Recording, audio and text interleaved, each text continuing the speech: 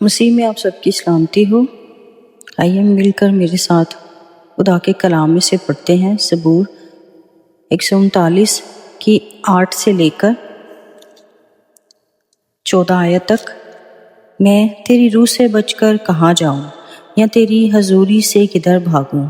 اگر آسمان پر چڑھ جاؤں تو وہاں ہے، اگر میں پاتال میں بستر بچھاؤں تو دیکھ تو وہاں بھی ہے، اگر میں صبح کے پڑ لگا کر سمندر کی انتہا میں جا بسوں تو وہاں بھی تیرا ہاتھ میری رہنمائی کرے گا اور تیرا داہنا ہاتھ مجھے سنبھال لے گا۔